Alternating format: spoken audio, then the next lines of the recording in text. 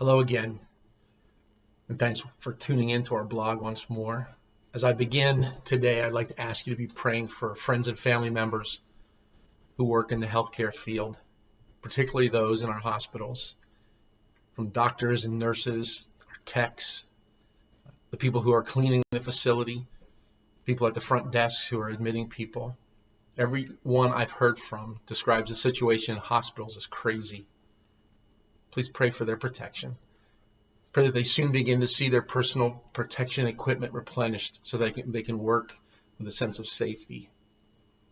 Please be praying for their loved ones as well. This is a very stressful time for spouses and parents and children of healthcare professionals. It's a scary time for all of us, but even more so for those on the front line. So I've been thinking a lot about Easter this past few weeks. And I have to say that it makes me really sad that we're missing it this year. At our Collingswood campus, we make a pretty big deal out of these weeks leading up to Easter. We celebrate what we call 30 days of oneness leading up to Easter morning. Easter, including the Passion of Christ, occupies our corporate readings and our worship and our benedictions.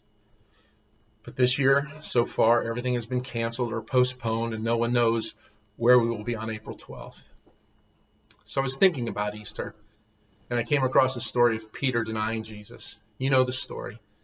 Peter said he would never leave Jesus, that he would even die defending him. And Jesus sadly tells his good friend Cephas that before the rooster crows this very morning, you will have denied me 3 times. And then when they seize Jesus, Peter follows close behind and ends up in the courtyard at the chief priest's house. There in the firelight, he is recognized as being one of Jesus' disciples by 3 different people, and each time he denies it. And on the 3rd time, while he is still speaking, the rooster crows. In Luke's account, it says that as the rooster was crowing, the Lord turned and looked at Peter. For some reason, for the first time looking at this passage, the question came to my mind was, what did Peter see when Jesus looked at him? What was there in those eyes, in that look? Was it the look of someone betrayed? How could you? Or a look of scorn? I thought you were my friend. Was it a look of regret? I trusted you. Was it a mocking look? See, I told you.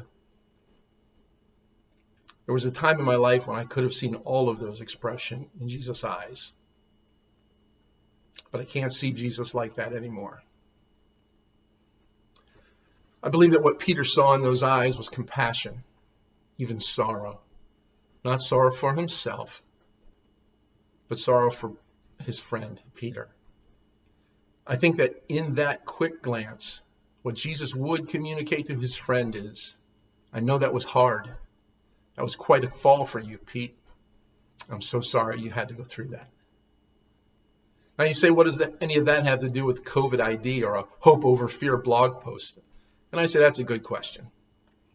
The longer I live, the more convinced I am that the way you see Jesus, the way you hear him, directly affects your relationship to him and how close you will let him get to you.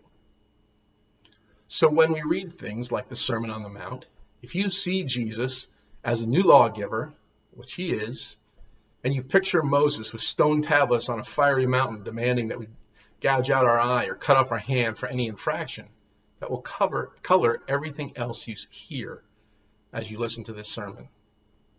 On the other hand, when you see Jesus as the new lawgiver of a new law that supersedes the old, a law that focuses not on behavior, but on the heart behind behavior, when you understand that this man is life, and the life that he is the light. This man knows us. He knows that cutting off hands and gouging out eyes will never fix the problem. He knows that our only hope is a new heart. When you read this sermon like that, you walk away with hope-filled questions about what this life can be. Why that is important to think about right now, in this unprecedented moment of uncertainty in our lifetime, comes about halfway through the sermon.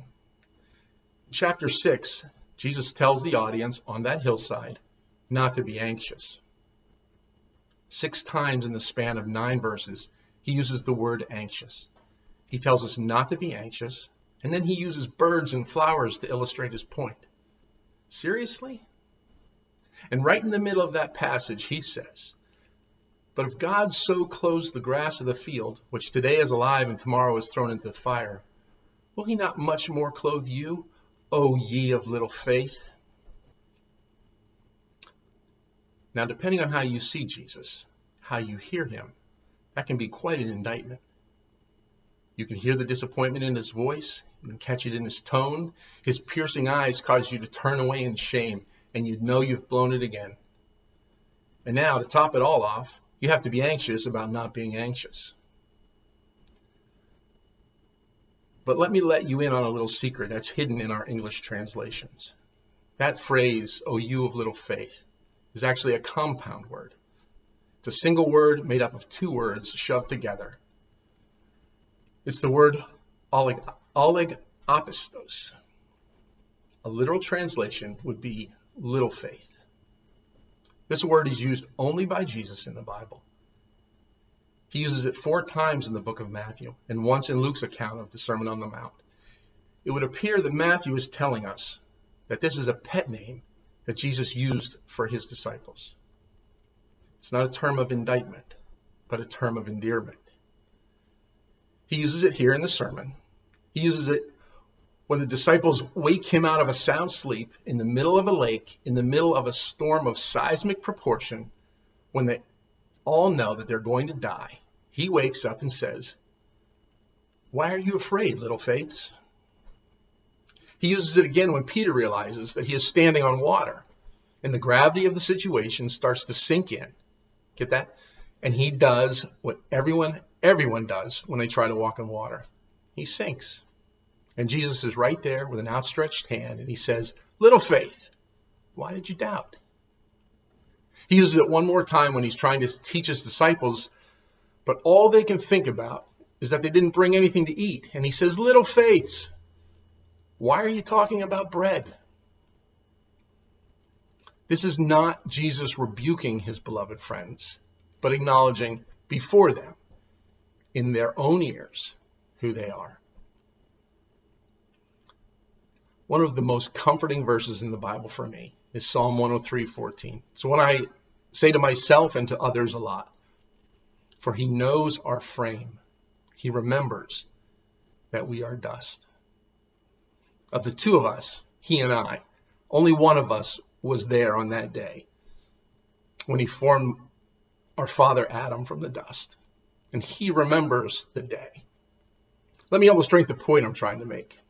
One time, when my daughter was 4 years old, she was doing something annoyingly 4-year-oldish. And so I spun her around and I held her close and I said, "Meredith, sometimes you act just like a 4-year-old. To which she replied, "I am 4 years old, Daddy." And I said, "Well, then that makes sense." What if we could hear these words of Jesus as comfort from the one who knows us best? What if he is not telling us what to do or what not to do, but instead inviting us to learn from him what it means to be fearless? What if the storms are actually just another chance for you to lean in close to him? A chance for him to love on you? What if these storms, these times of storm, are precious to our Father because we turn to him?